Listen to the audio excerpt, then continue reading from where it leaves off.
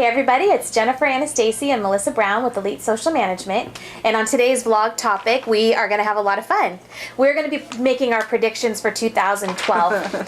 So I guess in 2013 or the end of 2012, we'll be able to look back do an audit on us and see how we did it. Exactly. So we'd love to see your comments on the bottom of the video with what your predictions are as well. So I'll start off. I guess one of my first predictions has to do with business to business in the social media space. Mm-hmm. You know, there's a lot of business to consumer strategies out there, and people are understanding really how to leverage social media for that, but there's still not a lot of understanding from a B2B perspective. So I think next year in the social media space, there's a real opportunity for that. Yeah, I mean, especially with all the apps that are out there, it's all B2C, so it'd be great to see the B2B come out of that. So going along with that one, speaking of companies and social media, I think one thing that I've noticed from last year this year is I think companies are now listening really to see, wow, social media, there is an ROI here, there is value in it. So I believe that as companies see that, they're going to start investing in it, which is going to create more opportunities for specialists in social media, people that have been engaged with it for a long time, to find jobs in corporate America, to bring that education to companies. Just like you need an IT developer to build code and a PR person to work on image, you're going to need the social media specialist to be a part of that as well. So I think that's going to be a big boom in career industry. I would agree. Moving on from the business perspective, if you think about the business to consumer things that we were talking about earlier, I think there's going to be a backlash against the Groupons, against the Living Socials of the world. You know, I think it was just a few days ago we read an article about a cupcake maker that, you know, $112,000 or something like that she lost on one deal in the UK for Groupon.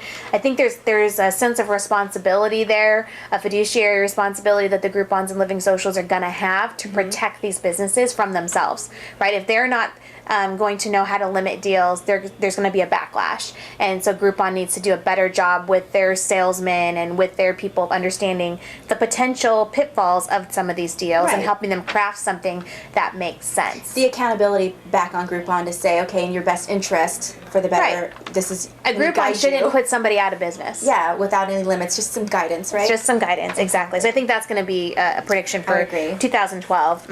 And then also related to social media and businesses, I think there's going to be a big shift in the way people determine what's valuable and important to them within the work-life balance. You know, I think last year, in the past few years, the new economy that's been emerging based on past has been people don't want to work the 80 hours a week. You know, they've had to deal with it for so long that now they realize I enjoy being with my family, I like being at home, and with social media you can do that remotely. So I think there's going to be a big shift in the way people are going to have to as a company, say, I'm going to allow you to work here for X amount of dollars, but even that, and you can work from home. I think that's going to be a big incentive to drive people, and they're going to see a good return from their employees by working from home to do social media. So I think remotely you'll see a big increase in that. So return to a different set of values. Yes, under the new economy, absolutely. Great. The other prediction I have is it's kind of 2 in 1 with this one. It has to do with blogging.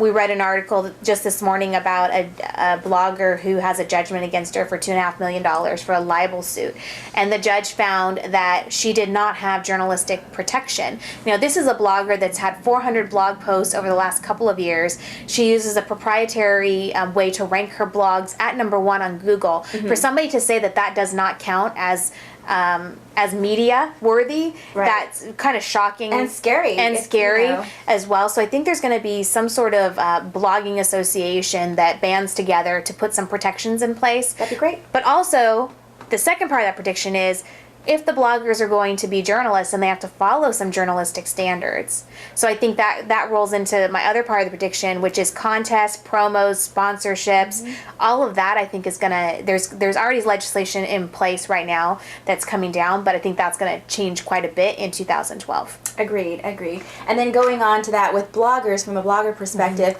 you know, everybody's very used to or getting used to going on and writing up stories and pictures and videos and adding in that. I think it's going to change where people are going to want to see real-time videos, iPods, anything to do with more video and less having to, you're still working for that, as horrible as it sounds and as lazy as it sounds, reading something, people just want information through the video. So I think you're going to see a big spike, which obviously is going to increase more people to do something on the video side to make it easier for people to do vlogs specifically. YouTube and Vimeo and everyone associated, they're just going to continue to grow. They have to. I think they have to. Definitely. The other thing, when we talk about libel and different issues with bloggers, I think there's going to be issues with reputation management. There's going to be issues with social media content being introduced into a court of law. I mean, we've already seen that happen in family law, where people are putting Facebook posts into the record as evidence. So I think there's going to be a shift in awareness.